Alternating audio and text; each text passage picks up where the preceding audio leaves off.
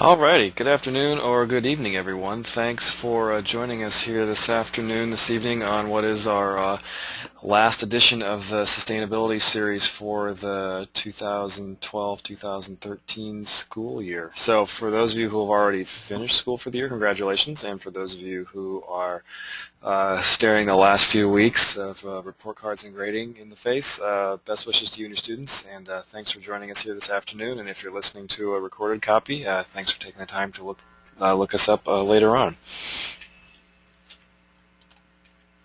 So that disembodied voice that you hear there is me. I'm Dave Wilton, the Professional Development Manager here at Facing the Future.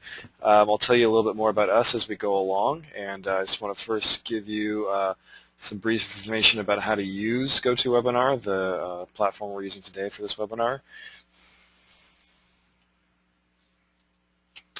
And to do that, you can access it in a couple different ways here. One is on the top right-hand corner of your screen. You will see a little tab that you can open up, and that will allow you to access the dashboard.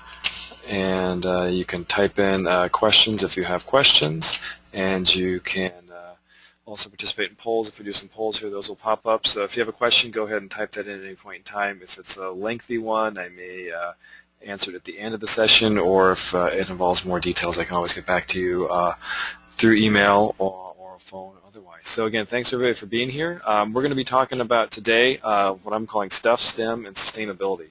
So looking specifically at two curriculum resources that Facing the Future has, Real World Math and a Teacher's Guide and Student Book for foundational algebra and geometry, and a free curriculum unit we have called Bayou's Toss, a closer look at the things we buy. And so we're going to talk about those, and also just kind of talk about how those three ideas of STUF and STEM and sustainability, how I think they come together nicely with the materials that we have and the concepts that we talk about in our curriculum resources. So before we get going, though, I want to just kind of frame the question a couple different ways and just ask you to think about, if you were to think 50 years out, whether you're here or not still on planet Earth, where do you think your stuff will be? So all those things that you own, that you bought, that you've made, that have been given to you, that you found. And just take a few seconds to think about that. I'm not going to ask people to type them in because it sometimes gets kind of lengthy, but just think of three words you would answer to where those things might be, three places or states of being that they might be in, and where you think your stuff will be. So think about that, and then I'm going to ask you to shift gears a little bit, and then imagine in 50 years, I want my stuff to be. So where do you want your stuff to be in 50 years from now? And you may have had the same answers as before. Maybe they're a little bit different, and I like to ask these two questions as a way of just kind of getting at kind of the heart of what some of our resources are really trying to do, which is to support you as educators and your students as lifelong learners to be thinking about there's the world that I think exists, but also there's the world and how I would like it to exist. And that ultimately, as I think, is kind of what we're aiming to educate our students for, is to be able to create the world that they want. And that's, sometimes sounds a little bit pie in the sky, and I want to share with you a quote here. Actually, I have two quotes in a row I want to share with you. First one here is from a gentleman, Paul Hawken. He gave this at a commencement speech at the University of Portland a couple of years ago. And he says, when I'm asked if I'm pessimistic or optimistic about the future, my answer is always the same. If you look at the science of what is happening on Earth and are pessimistic, you don't understand the data. But if you meet the people who are working to restore this Earth and the lives of the poor, and you aren't optimistic, you haven't got a pulse. So a little to the point, perhaps, but I like that because it kind of also gets at that thinking versus wanting comparison that we had there just a minute ago, and talking about, as educators, it is our job really to help our students understand the data. And if you look at some of the data out there, be it from issues of access to clean water and sanitation to talking about carbon in the atmosphere and climate change, the data isn't necessarily very uplifting, and it can lead you to some pessimistic thoughts about how you think the world will be. But at the same time, if we can stop and think about the world that we want and take a look at the resources we have and the examples we have of people who are working to restore the earth and all of its people and living things on it, which I would argue are just as well those folks who are tuned into this webinar today. And if you aren't optimistic after hearing some of those stories, then as Mr. Hawkins says, you probably haven't got a pulse. So shifting more to the topic at hand here, which is this idea of stuff and STEM and sustainability, I'm not going to spend a lot of time talking about what STEM is and its particulars. There are a lot of great resources out there, some of which are referenced in the two materials that I'll be talking about here today. But kind of that bigger question of why STEM and what's caused it to rise to the top of the educational topics of the day, I would say. And there are lots of good reasons for that. And some maybe not so good, I suppose. But beyond that, it's definitely, I think, an engaging context for students to be participating in their education and learning about, creating the world that they want, so to speak. So in thinking about why STEM, I'm going to try on just kind of one exercise, another thought exercise for you to just do in the privacy of your computer here, which is to ask you a series of questions. So there's the question, why STEM? And you may have an answer to why STEM and why that's important. And then to stop and think, well, what makes that important? So that idea that you're holding in your head, what makes that important? And then you can kind of see where I'm going to go with this here.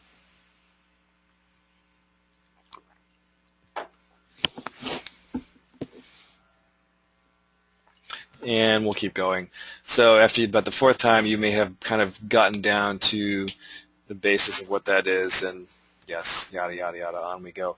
But the idea behind this is it's a kind of a questioning protocol called the 5 whys. I changed it a little bit to ask what instead, because I think that kind of puts a different valuation on the answers and the questions. But the idea behind that is thinking, why STEM? What's important about that? What makes it important for you, for our students? And I think there are lots of different ways to think about what makes it important from a personal perspective, a community perspective, an economic perspective, a global perspective. Lots of different ways that STEM plays a role in our lives that we may not even think about it. And I think it relates intimately to this idea of sustainability and sustainable development that we at Face in the Future are focused on in our educational resources. So another quote I want to share with you, and I promise this is the last one. This came from an article in the Journal of STEM Education that came out last year, volume 13, issue 12, April 2012. The article is entitled Bringing Environmental Sustainability to Undergraduate Engineering Education, and they referenced an article by this gentleman, Mr. Mulder, and he asked a question that says, are engineers fit for the job? The basic features of most engineering training programs, the application of basic science and mathematics to technological problems, have not changed since engineering schools were established. However, this approach is not a solid base from which to solve society's modern problems, as environmental problems are intimately connected to social and political issues. So when I read this, I thought, yes, even 9, 10 years ago, engineers were thinking about this, and arguably probably a lot longer than that. But I wasn't an engineer then, and I'm not now, and I'm still learning about the field. But to think about this, that realizing that engineering is not it, and it's operating in a vacuum. It is really connected to these environmental and social and political issues as well. And I think that's where the idea of why STEM really, I think, is where the rubber meets the road. So it could be, why STEM if you're trying to design a better mousetrap. There's certainly a need for things like that, especially if you have mice in your house. But there's also the idea of, STEM in service to what? And I would say that the what is, STEM in service to creating the world that we want. So tackling those big issues that the data are talking to us about, that Paul Hawkins is talking about in his quote, and that Mr. Mulder is talking about here in this quote as well. So with that idea in mind, the idea of why STEM and what's important to it about, I think the idea of sustainability is the context for which STEM becomes very important for creating a sustainable future.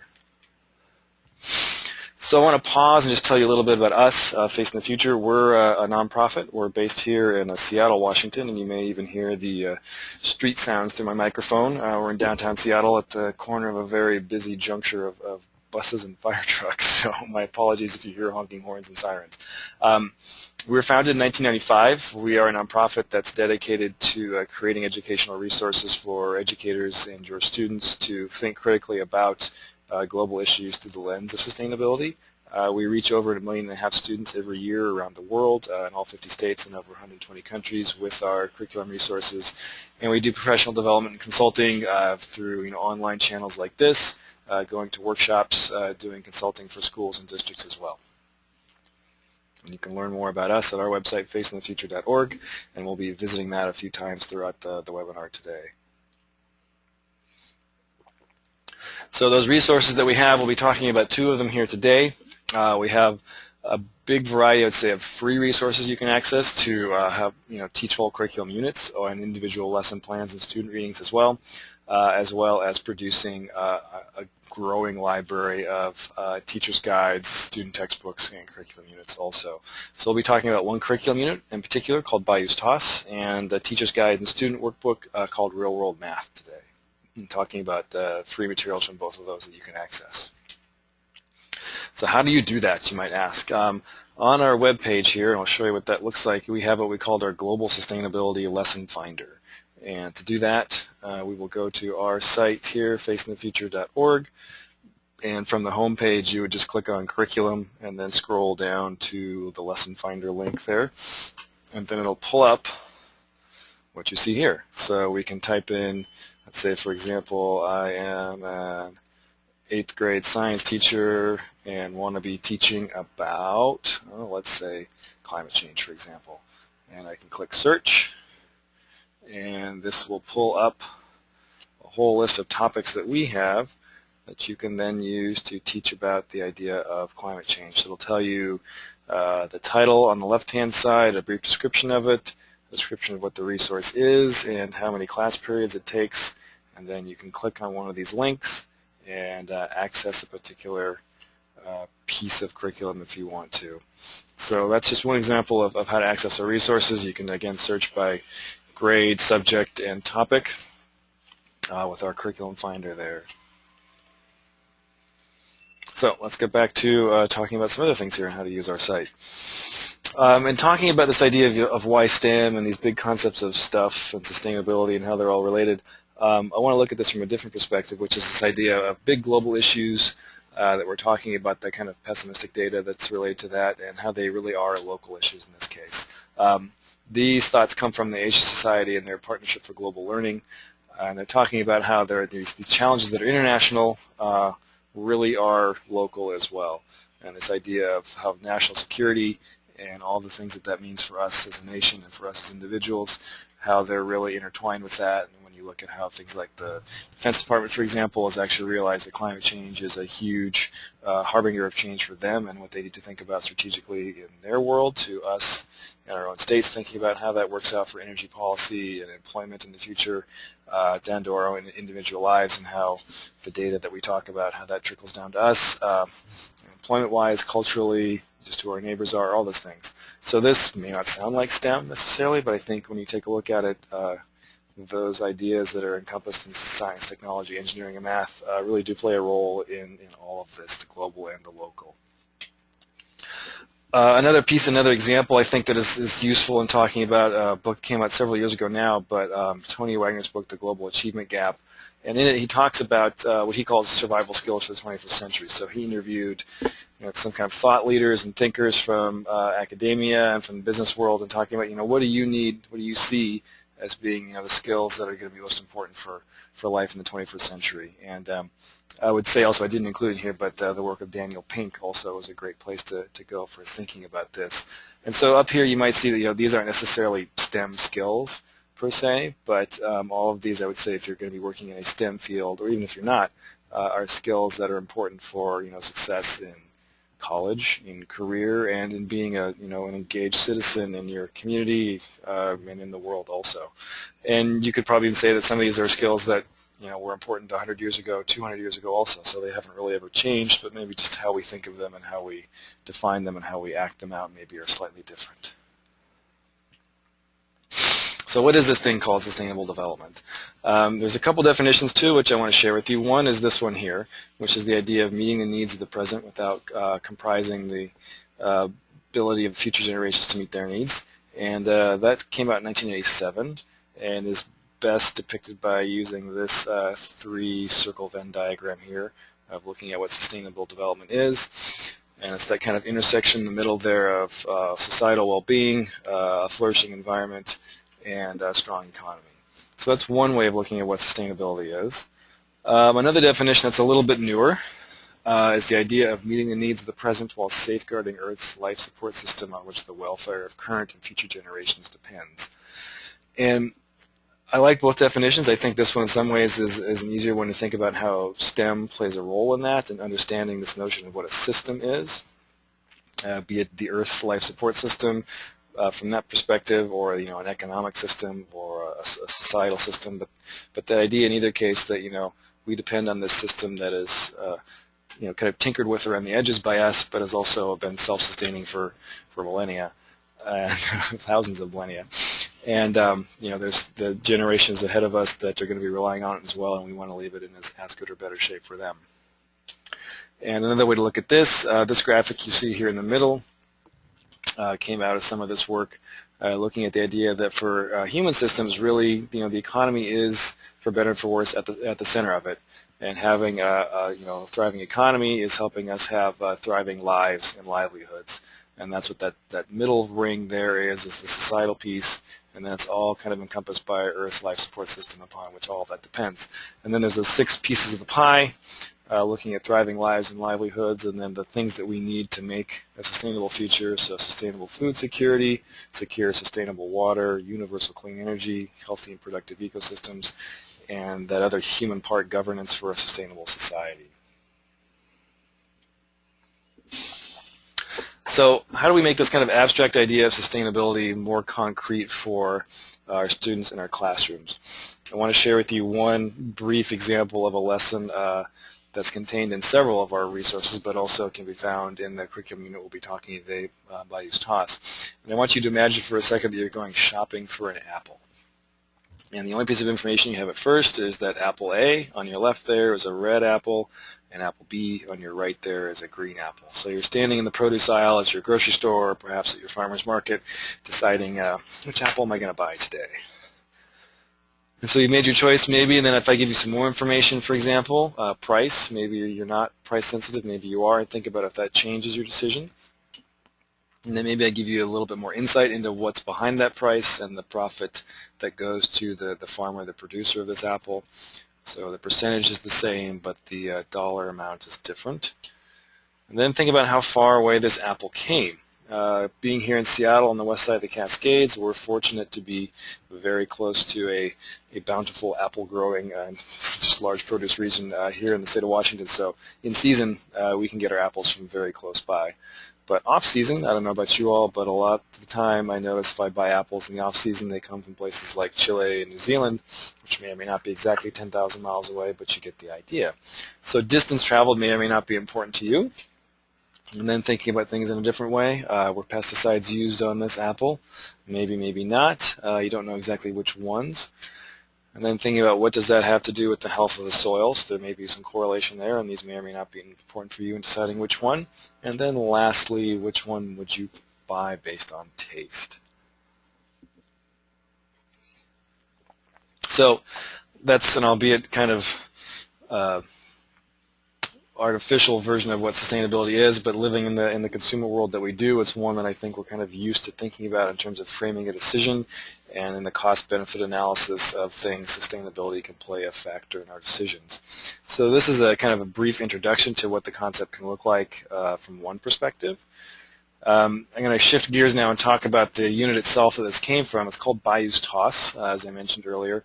And it's a 2-week curriculum unit. It has 10 different interdisciplinary lessons that can be used in the STEM fields as well as in social studies, English language arts as well. So they're correlated with state and national standards, and we'll talk about what that looks like.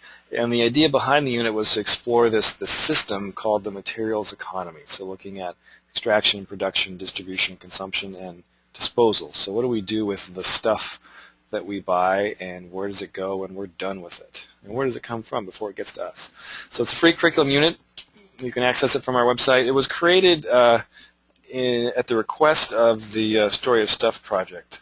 And if you can go to their website there at storyofstuff.org, and they created this short online video, I think almost 5 years ago now, if I remember correctly. But we were asked by them to create a companion curriculum for it, and we thought, this is great, this is right up our alley, we can do this. So it was a great combination for us, a great partnership, and the creator of that organization, Annie Leonard, has gone on to do a lot of great work. She has a podcast, she has a blog. They've created, I think, 6 or 8 other videos around things like climate change and carbon cap and trade, to cosmetics, to water. They have a whole series of the story of this and the story of that, and I would encourage you to check out their site. But the original, the movie Story of Stuff itself, you can teach the curriculum that we created by using the movie as a companion to it, or you can not show the movie at all. I would definitely encourage you to take a look at it. Annie does have a distinct point of view, which I think is the beauty of this, and also can make it a challenging piece in your classroom as far as having students be prepared to think critically about what she's saying and understanding where she's getting her information from. And we also rolled that perspective into the curriculum unit and allowing students to kind of dissect the medium and the message. So there's a brief snapshot of the materials economy, and if you look at that, as she notes in her movie, the materials economy is a linear system. And what most of us know in the sciences is that most things aren't linear in natural systems, and they are cyclical or circular. So inputs go in and go out, but mostly the energy stays within the system or gets transferred between systems. And overall, the energy stays on planet Earth, one big, huge system. So part of this unit is looking at also how could we redesign this system. And so there's a snapshot of what the unit looks like. And we think this is a great way to approach, engaging students in the STEM fields, because some things just kind of naturally engage students' curiosity. And this idea of consumption, how we buy and use and toss, it's one of those engaging concepts, I think. So consumption, it's real, it's relevant, it's current. It's a great context for teaching, core subject matter in the STEM fields or just across the grade levels and subjects, and it also has those important critical thinking skills for the 21st century that we're talking about. So consumption by itself, by its very nature, I would say, is an interdisciplinary concept. Students can work on, math and science skills. We're looking at things like carbon footprints and of their blue jeans, for example. And they can talk about being engaged in civic discourse and how we dispose of our waste and where it goes and who that impacts. So the series of lessons that you see there, it's 10 fully planned out lessons that can be done in a row or kind of pick and choose a la carte. So students learn about the 5 major steps of the materials economy: extraction, production, distribution, consumption, disposal, like we talked about. And they're also asked to analyze the sustainability of those steps along the way, to think about how consumption can be used, to really benefit people and our economies and the environment, but also to think about, how can we maybe improve that system. So the lessons, like I talked about, include links to the Story of Stuff. If you choose to use the video, there are suggestions for when to show it and what pieces to show. The lessons are also designed, as I said, to stand alone. So I think it's a great resource. We'll talk about a couple lessons from it and the idea about how thoughtful consumption can play a part in creating a sustainable future and how that relates to the STEM fields, and how knowing how the story of, kind of the story behind, how things are created, how they're extracted, how we buy them and use them, and then what we do with them when we're done, can help us be, more thoughtful community members, more thoughtful consumers, and think about how we can do that to improve our own lives and the lives of others. So the intent of the unit is not to discourage students from buying stuff. As Annie Leonard said in some interviews that I've heard her saying, she's not against stuff, and this isn't against stuff either. It's really about valuing the stuff that we have and the whole process that got it to us, and valuing where it goes when it's done. It's essentially about conservation of energy in some shape or form. So the lessons, we think, will allow you to do that in a very unique and engaging way. So I'm going to jump back for a sec and talk about the overview. So the first week there kind of jumps in at the end of having students look at where our stuff goes when it's done, which is the idea of looking at a landfill. And then we kind of jump to the beginning and say, okay, if we know where things end up, let's look at the chain from the birth to the end. And so the first couple lessons there look at resource extraction and how things are created and how they get to us, and then looking at where they get to us and how we buy them. Then moving to the second week there, day 6, what is it that inspires us, drives us to buy something, kind of the psychology of consumerism, looking at advertising, and then stops to see, well, does this make us happy? And then goes back to the nitty-gritty of the materials economy and looks at, where does it go when we're done with it? That lesson 8 there, it's a dirty job. And then the last 2 lessons, lesson 9 is kind of a performance project-based assignment to have students think about, we've looked at this whole system now, how could we redesign it? And then lesson 10, if you're watching the movie Story of Stuff, is analyzing the message and the messenger in the movie itself. So jumping to lesson 2 in this unit, the lesson is called Mapping the Impact. And in that lesson, students are tasked with creating a web diagram to illustrate the environmental, social, and economic impacts associated with an everyday item. So they pick an item and they create this web diagram. So the activity expands on the concept of ecological footprint, kind of making it more concrete, and considers the impacts of a given lifestyle on the economy and the society and the environment. So students develop ideas to reduce ecological footprint and think about kind of improving an item or an activity, reducing its ecological footprint. So students are asked to think about, what are these impacts and how could we reduce them? There's 2 pieces that go along with this. One is a reading called Hamburger, Fries, and a Cola, and the other is an activity called What Does It Take to Make? And the reading there is actually comes from a book called Stuff, The Secret Life of Everyday Things. It was published by the Sightline Institute, actually here in Seattle. It's a great little book. It tells the story of a lot of the stuff that we use, be it this particular meal, for example, or a cup of coffee, or a car, or a bicycle. It talks about how it comes to be and what the impacts are and what do we do with it when we're done. So students would read this to kind of get a sense of framing the concepts that we're talking about here. And it provides a brief example of what this could look like to create this web diagram for this particular meal. So you've got kind of some of the inputs there for the bun and the beef patty, for example. There are some pros and cons in green and red about the impacts of this, and that's, I think, important to emphasize. The impacts are, there are positive impacts and there are negative impacts, and those are part of the challenge of making something sustainable, is understanding those and balancing them. The activity itself comes with a set of 6 different cards you can use to kind of create a context for students. If you don't want to have them picking their own items, this can be a way to kind of narrow the focus. And so students have a choice of what you see there, for example, looking at a cup of coffee or a t-shirt. Others are a computer or running shoes or a newspaper or a bicycle. So you can do that, and then there's that table down there to help students kind of break it into their component parts and think about what it's made of and where it comes from and where it goes and what are some of the impacts. And then kind of jumping into that idea of what an ecological footprint is, it's the idea of that each of us needs a particular amount of acreage to support our particular lifestyle. And so everybody on planet Earth has an ecological footprint that can be described in an actual number of acres of land and sea. And the idea behind ecological footprint, I think it's important to understand that it's not about how bad things are. It's really a tool meant to help us understand how we're interdependent with nature and to kind of maintain Earth's capacity to support our life on Earth for future generations. It's like some of the creators of the idea of ecological footprint, the authors of the book, Our Ecological Footprint, are talking about there. So those are some of the components that go into making an ecological footprint, everything from oxygen and water to waste disposal. Where does it go when it's done? We need landfills take up acreage, and that goes into creating our footprint itself. And there are lots of different online calculators that are referenced in the lesson plan itself, where you can send students to think about what their overall ecological footprint is, and then you can relate that to the particular object here that they're deconstructing. So they choose, a favorite meal or object or item of clothing or method of transportation. And depending on how much time you want to spend with this, you can make these as complex or as simple as you want. And then they're tasked with diagramming, the inputs, the resources, the processes to refine those, and the impacts associated with that whole system there. And then coming up with a list of ways to reduce or improve this system and this item or object or action so that it has a smaller ecological footprint. So here's some examples. These are from a middle school class here.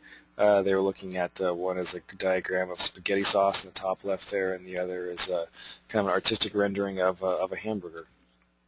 And then a slightly more involved one from some high school students looking at some chocolate cake and all kinds of different things involved there, from the eggs to the chocolate chips to cooking utensils. There's some dairy involved with the cows. There's flour.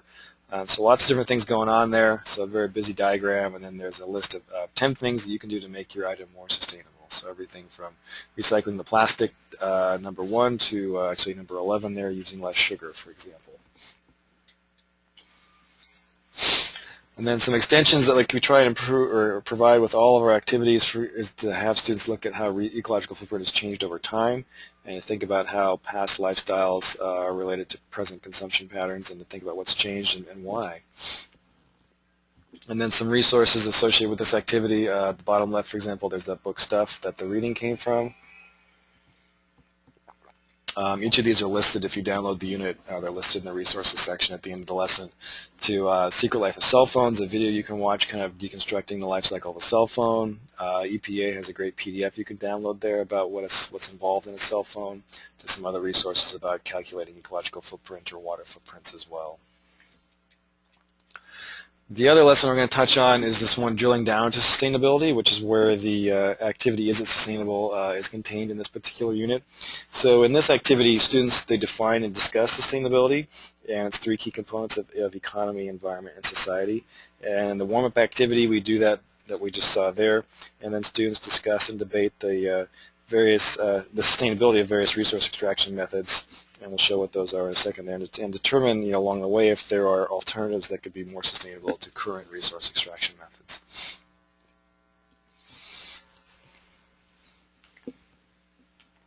And so those are some of the critical thinking questions there. What is this concept of sustainability, and how is it related to resource extraction? How do our habits as consumers contribute to that? And how can activities be made more sustainable? So there's that activity again of going shopping for the apples and thinking about what's involved in that. And then coming up, you'll see a series of questions that can be used to guide students in thinking through evaluating a particular object or action in terms of its societal, environmental, and economic sustainability. And as you can see with those questions, it's kind of a world of gray. Nothing is particularly concrete in this world. And striving to make something ideally sustainable, there are trade-offs involved. And so we use resource extraction as a way of kind of bringing that to light and making it relevant to a real-world issue. So in a role play, students are assigned roles in one of these resource industries. So it could be gold mining, timber growing and harvesting, coal mining, coffee growing, or petroleum drilling for oil as well. And so they may be a gold miner in Indonesia, they may be the vice president of a cell phone company, they could be an employee of a national government involved in telecommunications policy, they could be an environmental scientist evaluating gold pit mining, or they could be a resident that lives next to a gold mine, for example. And they take on these stakeholder roles and debate the pros and cons of this particular industry and figure out if there's a way that it can be made more sustainable, because we rely upon all of these. I like to talk on my cell phone. The computers that we are all using use these materials to make this all possible, and a lot of our world is fueled by petroleum. So how can we make this more sustainable? What are the choices that we have? So in the time we have left, I want to shift gears and talk about a different resource and how that can be used in combination or separately, depending on what you're teaching, to kind of hit on this idea of STEM connections to our consumer world and the concept of sustainability.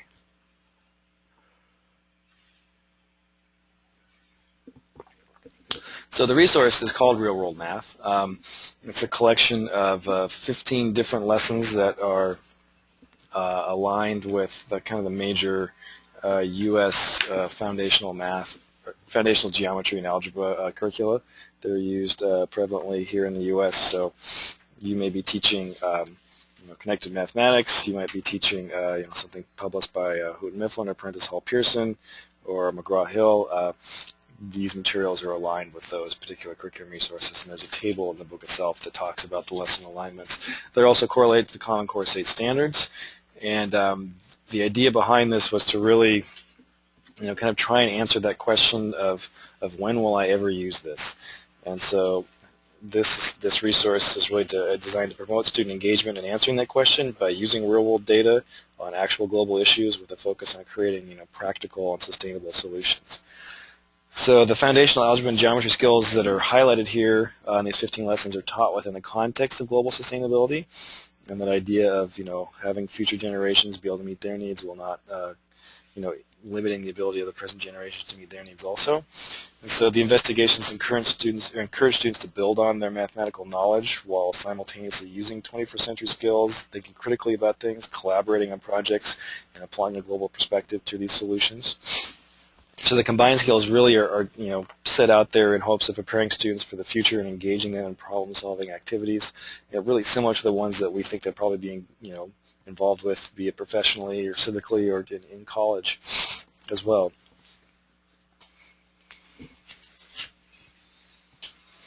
So the 15 lessons there are broken apart as far as a particular mathematical skill and also relationship to a specific global issue. And so the one we're going to talk about is Lesson 12, Surface Area and Volume, and how that relates to sustainable design.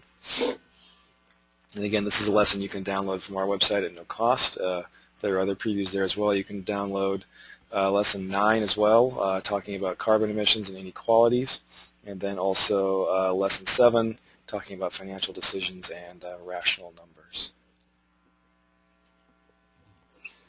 So Lesson 12 from the unit, it's a free download, is talking about surface area and sustainable design with asking students to analyze the characteristics of a sustainably designed item. And so in real-world applications, students calculate the surface area and volume of a prism and a cylinder in order to connect geometric principles to sustainable design principles. And the closing discussion raises questions about the applicability of sustainable design to different situations as well as its social and economic impacts.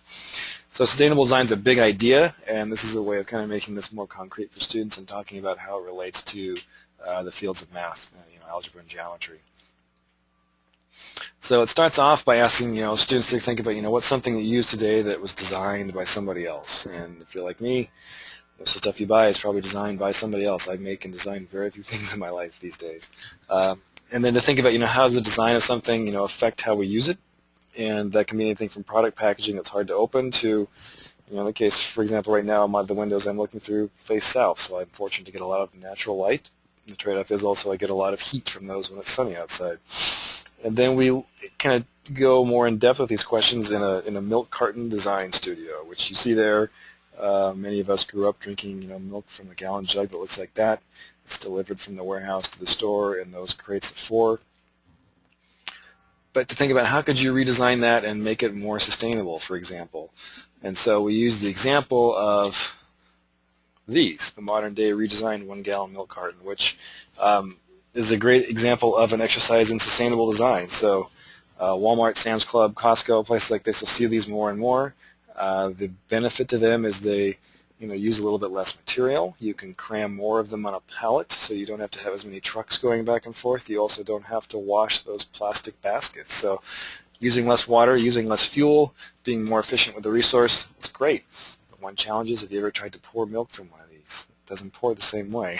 And if you have kids, kids don't pour them very well either. So what's one aspect of design that maybe wasn't thought out so well? So it's a sustainable product in a lot of ways, but maybe the human interface part wasn't thought out as well. So they actually had when they came out with these, an education program to help buyers of these understand that you have to pour the milk differently. So I think it's a great example of making something sustainable and thinking about what the design process is and how it relates to volume and surface area. If you're a designer tasked with making something more sustainable, how do you go about it? And so that idea of sustainable design is, making products in a way that, minimize the negative impacts of production on people, but also balancing the environmental and economic impacts as well. So in the activity, students create the surface area and volume, or calculate, I should say, surface area and volume of these two three-dimensional shapes, cylinder and a prism there, and then think about how they're related to something and how it relates to sustainable design. And then they're asked to think about these questions about, how could Sam's Club help people adapt to these, and why does sustainable design have to consider, not just the environmental effects, but also economic and social as well. What's important about that? Because if it costs more to create this milk carton, it's not necessarily going to be any more sustainable or beneficial, even if it maybe is using less material. And would we as consumers be willing to buy something that was sustainably designed if it looked very different or if it cost more? And that really is, in some cases, the breaking point for what makes something successful in the marketplace. So again, this is a lesson that you can download from our site, and I'll show you how you can get these on our website here. If you go from our homepage, for example, you can click on the download free units. And that will take you to a spot where, for example, you can search by lots of different ways. You can search by subject, you can search by grade level, you can search by resource type, so curriculum units, free units, textbooks. You can search by price, you can search by format as well. So there's Bayou's Toss right there. You could click on that, and it'll take you to the resource page, and then you can click on the unit itself, and you can download it right there. So it'll ask you a few questions. It'll download to wherever downloads go on your computer, which is either usually your desktop or your downloads folder.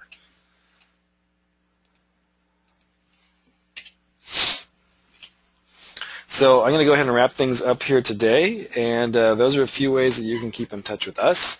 That's our website, facingthefuture.org. You can find us on Facebook and follow us on Twitter, and if you have any questions, you can contact me. I am Dave at facingthefuture.org, and I will leave you with one piece of information. There will be a short survey when you exit the webinar. It's really helpful for us as a nonprofit organization, for our funders to provide feedback, and also for me professionally and my personal practice to get some feedback from you as listeners as well. So I would certainly appreciate if you fill out that survey. And with that, you can find a copy of that on our website, our YouTube site also, and you can get in touch with me at dave@facingthefuture.org. I will leave you with this thought from Buckminster Fuller, and bid you all a good afternoon and good evening, and thank you as well.